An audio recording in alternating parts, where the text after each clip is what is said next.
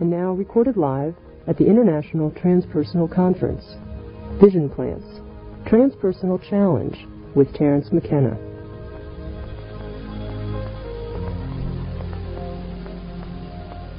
This presentation will explore the model that shamanic use of vision plants provides for transpersonal psychology. Particular attention given to the role such plants play in personal integration, deeper implications of shamanic use of plants, role of mind in the natural order, and the planetary future.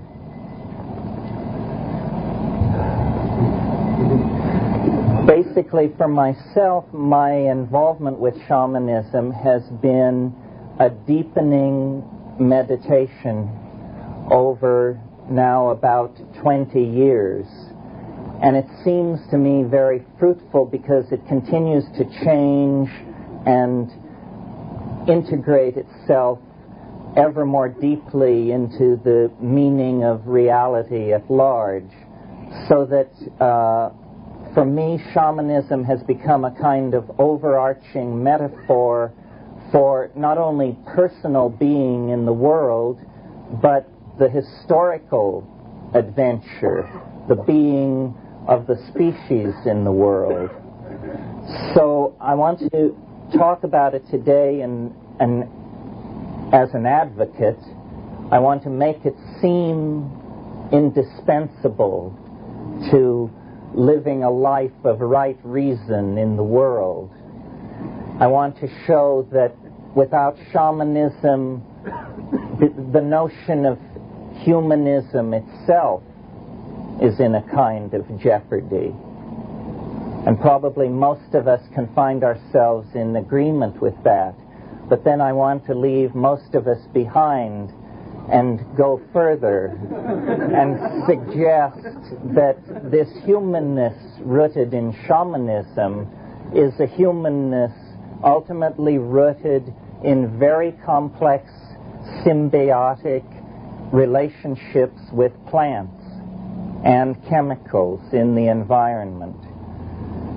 Want to argue, in fact, that people without plants are in a state of potential neurosis, a state of existential wanting, and that, in fact, part of the Western dilemma is the sense of abandonment that followed with the breaking off of these symbiotic relations with vision-producing plants that characterized the rise of Western monotheism and even more characterized the rise of modern society. But let me return then to the origins, because this is where I think the case can be made.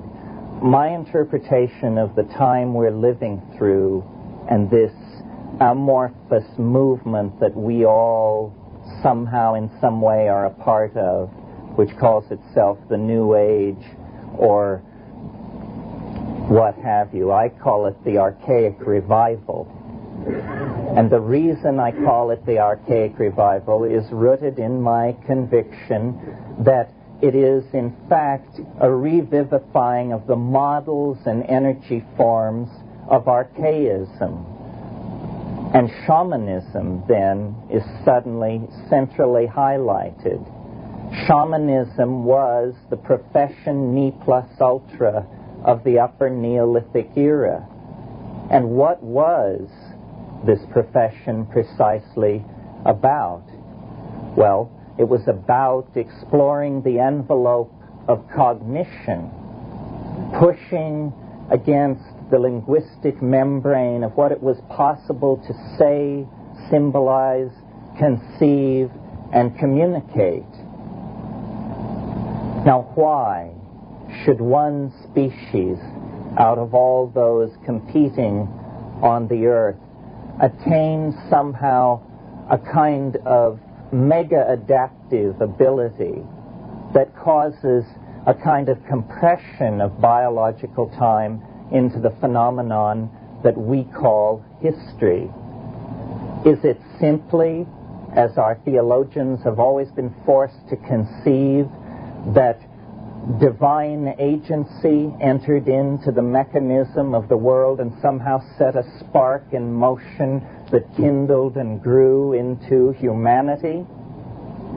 Or is it, as the 19th century explored so exhaustively, the possibility that incremental change can eventually initiate and insinuate into a situation new states of higher order, including even possibly the state of higher order that we call self-reflecting consciousness?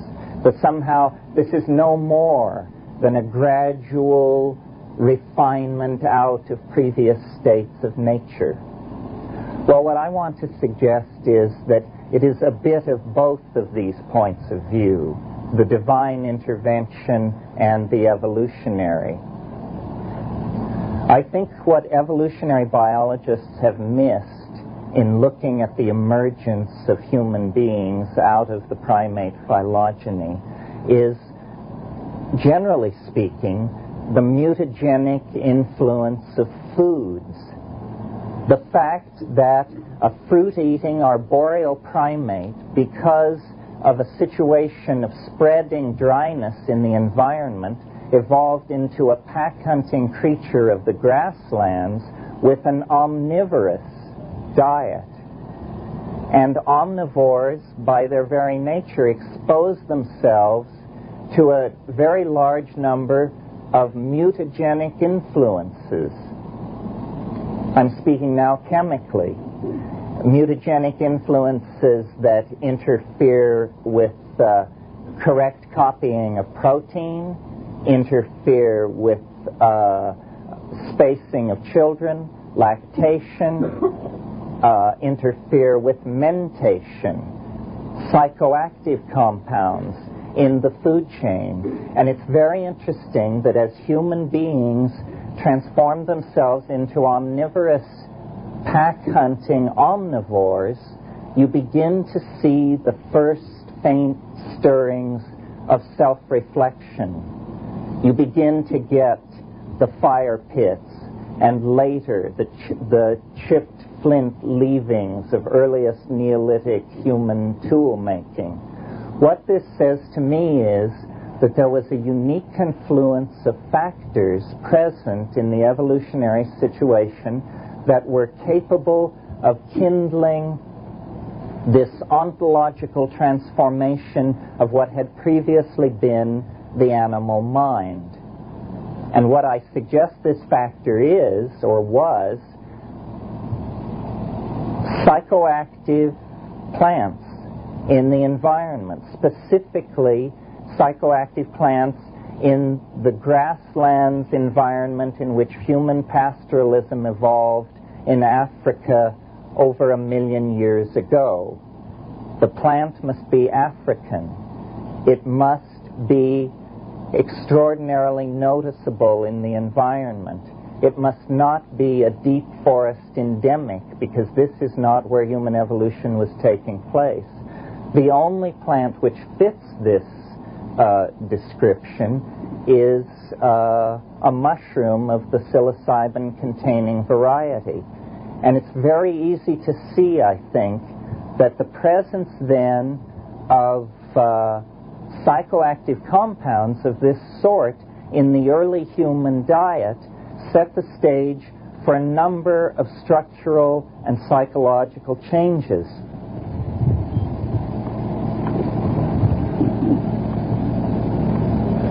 Psilocybin ingested in low doses increases visual acuity. Now, it's not difficult to see that in an animal under evolutionary pressure in a pack-hunting environment, increased visual acuity will mean a more successful reproductive strategy. This means that those animals not including the psychoactive substance in their diet will be mitigated against and fade from the scene. And by this process, a steady bootstrapping process, self-reflection was born in our species. How do we get from visual acuity to self-reflection? Low doses of psilocybin give increased visual acuity. Medium-range doses of psilocybin give an increased interest in erotic activity. You should laugh. There may not be too many laughs with this one. Slightly higher doses of psilocybin give an experience of the numinosum, an actual contact with a mystery in the human psyche, which is no less mysterious to us today than it was to our ancestors when the last glaciation was retreating against Canada. I mean, don't kid yourself. In the face of this, the content of this symbiotic relationship, modernism, rationalism, positivism, all is exposed as just whistling past the graveyard, because the numinous depth of the mystery that seems to have called us out of the animal mind is completely impenetrable to modern analysis. That's why even discussing its presence is mitigated against so intensely.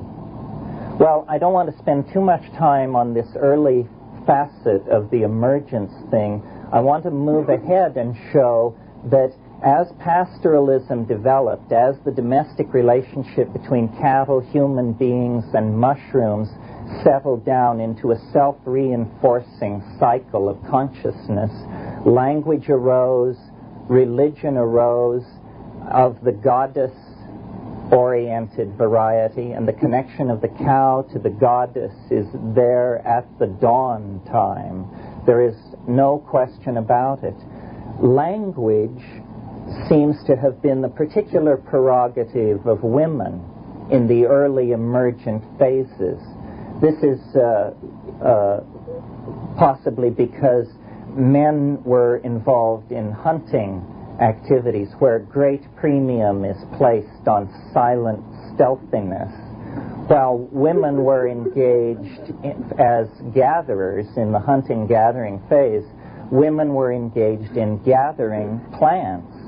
And as all botanists can tell you, gathering plants involves an extensive taxonomic language, so that the difference, the minute differences between cereal grains and insects and all of these things need to be linguistically defined and characterized. And to this day, a taxonomic description of a plant is a Joycean thrill to read, because, you know, subapically glabrous with lanceolate trifolium, and so on for many, many lines. But in a strange way that is a law repeated over and over again through history, each advance somehow outsmarts itself. And the wonderful linguistic depth which women attained as gatherers through the production of folk taxonomy eventually led them to a terrible discovery, the discovery of agriculture, because they learned that rather than maintain this vast library of shifting information about seasonal plants randomly distributed or distributed according to the whims of nature, they could in fact focus on a very small number of plants, learn how to grow these plants, learn their needs alone, and at that point the retreat was on, and the dualism was fully in place, and there was that which was domesticated, that which was of the hearth, and that which was of the Ausland, the howling unknown, that which was beyond the pale. I think it was Weston LeBar, great old anthropologist, who felt, he said, hallucinogens can only be used in hunting and gathering cultures because when agriculturalists use them, it makes it impossible to get up at dawn and go hoe the fields. And so suddenly the gods become the corn gods. and the wheat gods, gods of symbolizing domesticity and hard labor and that sort of thing.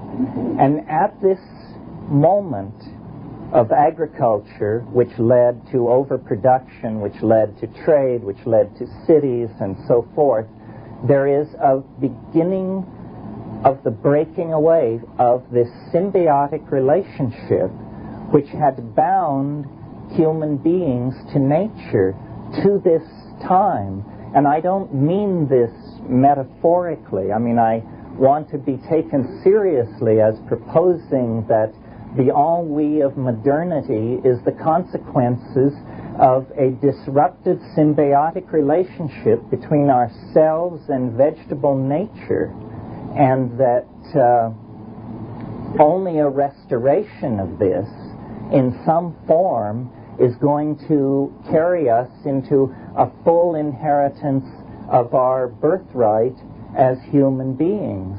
Now, what did this symbiotic relationship consist of? What was the effect of this psychedelic use, this embeddedness of language-using, cognition-using, but stoned primates in the natural order? Well, I submit to you that what it was, or how it acted operationally, was as a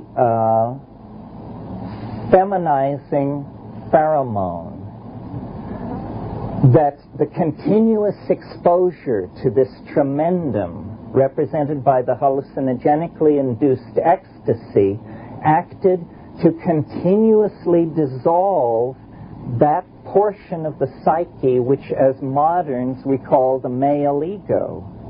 And I don't mean that it only worked on men. I mean that wherever in human personalities this certain catch began to form and build like a calcareous tumor in the personality, the psycholytic presence of the undeniable fact of the tremendum tended to dissolve this back into Tao, psychic health, however you wish to style it.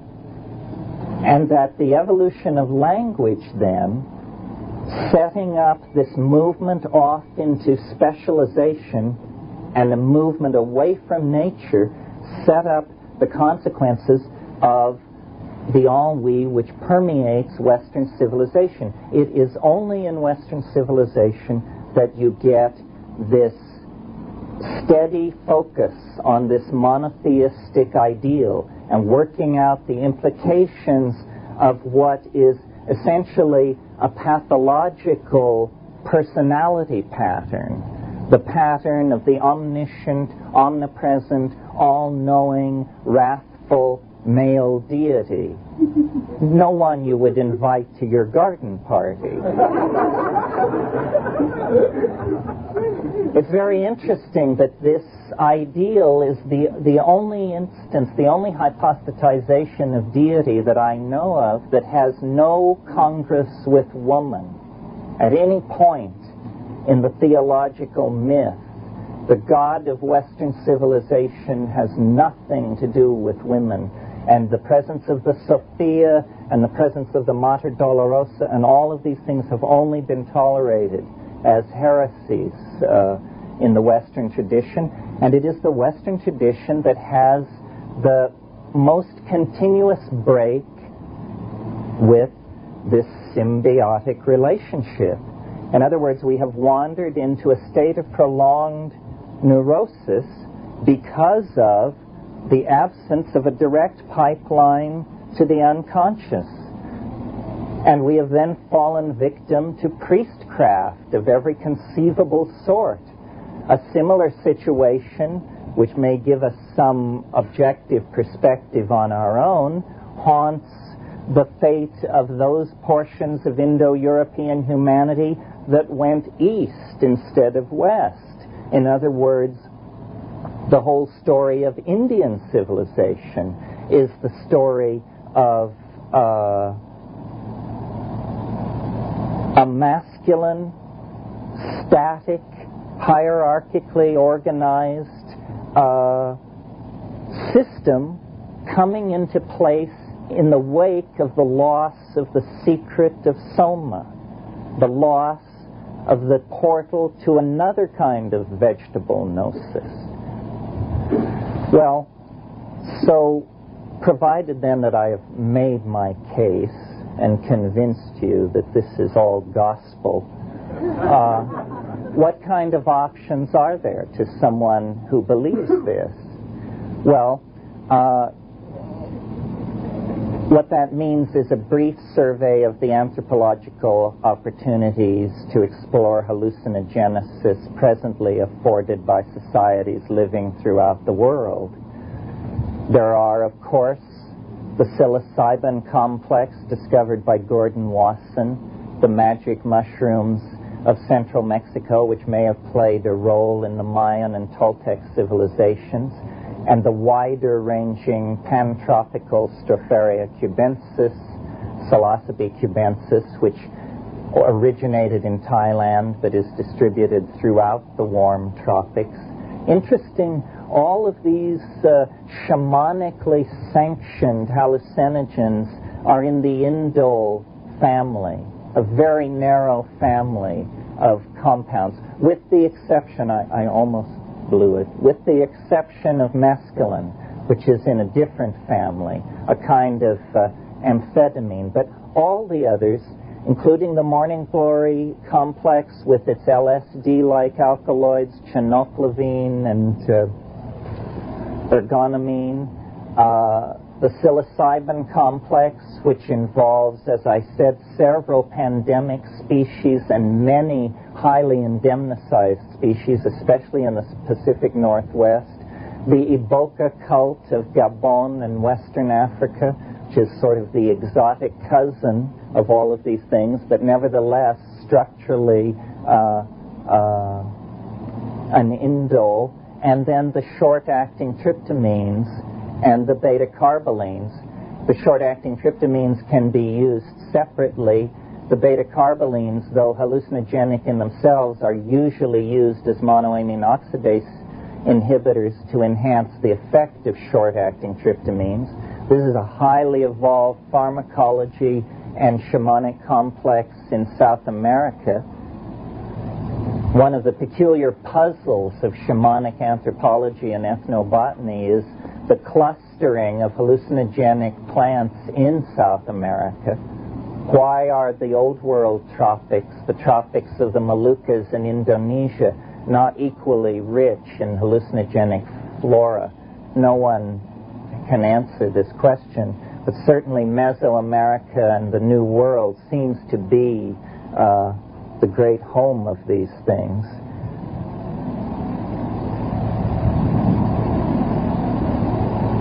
You notice that I don't mention any synthetics in the list. This is because I would sort of like to peel away the vision-producing plants from the whole Strom und Drang of the drug problem and the drug issue, which is a whole other kettle of fish and has to do with the fates of nations and trillion-dollar scamola and who knows what else. I prefer the organic hallucinogens and recommend them to other people because I think their long history of shamanic usage is the first seal of approval that you must look for. I mean, if these things have been used for thousands of years, then you can be fairly confident that they do not cause tumors or miscarriages, or that this has, because nature is far richer in exotic and poisonous and mutagenic and psychoactive chemicals than the human pharmacopoeia. I mean, many things are avoided. There are many potential hallucinogens that are not utilized by human beings. So there has been a certain trial and error selectivity apply to these things. I think it's important to confine oneself to compounds which are least insulting to the physical brain, not because the physical brain has anything to do with the mind particularly, but because it certainly has to do with the metabolic end state of indoles. And so things which are alien to the brain should probably not be introduced into it. One way of judging how long a relationship between a human population and a plant has been in place is to see how benign the compound is in human metabolism. I mean, if you take some plant and your knees are feeling rubbery 3 days later, or your eyes aren't in focus 48 hours later, then this is not a benign compound. This is not a compound where there has been a smooth hand-in-glove fit with the human user. This is why, to my mind, the tryptamines are so interesting, and why, another reason why, one I just thought of, that I argue for the mushroom as the primary hallucinogen involved in human origins, because these things bear a weird resemblance to human neurochemistry. The human brain, and indeed all nervous systems, run on 5-hydroxytryptamine, serotonin. N,N-dimethyltryptamine is the hallucinogenic compound of this Amazonian complex, is the most powerful of all hallucinogens in the human system, and yet clears your system in a matter of minutes. This argues for a great antiquity of the relationship between these things. Well, so then, having discussed options, it would remain, it seems, to discuss techniques, since it's almost what Huxley called a gratuitous grace. All conditions for success can be present, and one can still fail. Although not if all conditions for success are present and one does it over and over again. Maybe there's a temporal variable there. I'm not sure. But technique to me is a kind of I'm reluctant to talk about it because it seems so obvious to me what good technique is. I mean, you sit down, you shut up, and you pay attention is basically the good technique. And then the footnotes add, on an empty stomach, in a dark room, feeling comfortable. And then sit down, shut up, pay attention. It's something which happens behind the eyelids. It is not eidetic hallucination, although it begins like eidetic hallucination. I've been talking about this kind of stuff now for about 10 years, publicly like this, and one of the major things, the major conceptual and linguistic problem to get over is to actually convey to people what's being talked about. Because probably, I would assume, 95% of the people in this room have something under their belt which they call drug experience. But did you know that yours is different from everybody else's? And that these things range from, mild tingling in the feet to, language fails. And the thing to put across is the reality of the presence of this thing. And this is the importance in talking to a group with an interest in transpersonal psychology. The situation that we now reside in is not one of seeking the answer, but facing the answer. The answer has been found. It just happens to lie on the wrong side of the fence of social toleration and legality. And so we're just forced into this strange little war dance where everybody knows that psychedelics are the most powerful instrument for the study of the mind conceivable. And yet, a lot of people are still ratomorphically involved in the academic and university system, trying to ignore the fact that the tool has been placed in our hands.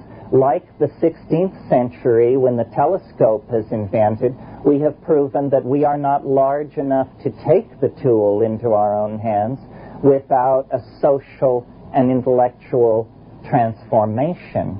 And I think it must begin in the field of psychology by acknowledging that if what we are involved in, if what this paradigm transform is the archaic revival, and that we really can create a caring, refeminized, eco-sensitive, global world by going back to these very, very old models, then it isn't going to be possible to do it on the strength of political exhortation and rap alone.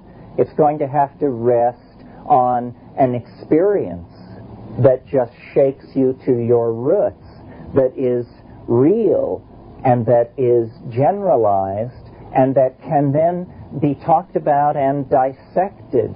We need to acknowledge the depth of our dilemma and the real truth, I think, that we know about our options out. I mean, we're playing with half the deck as long as we tolerate that the cardinals of government and science should dictate where human curiosity can legitimately send its attention and where it cannot. I mean, it's a essentially preposterous situation. It is essentially a civil rights issue, because what we're talking about here is the repression of a religious sensibility.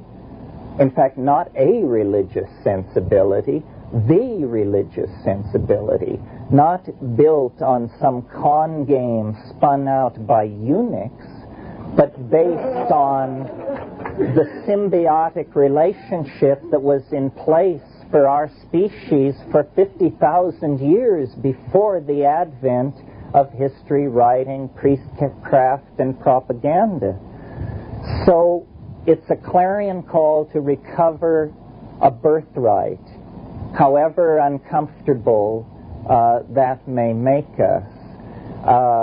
A call to realize that life lived in the absence of the psychedelic experience that primordial shamanism is based on is life trivialized, life denied, life enslaved to the ego and its fear of dissolution in this mysterious mama matrix which is all around us and which apparently extends to infinity, and where our historical future actually lies.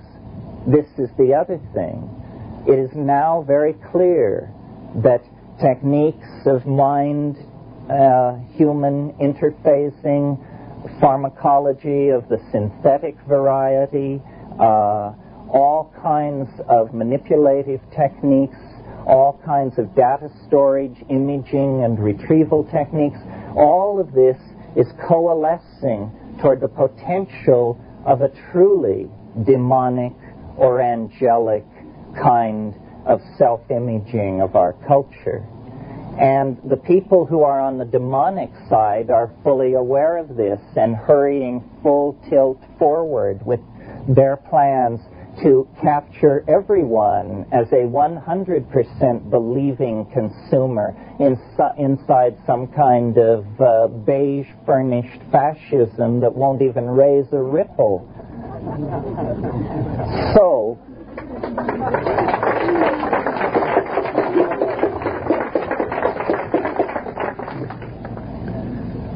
the shamanic response in this situation, I think, is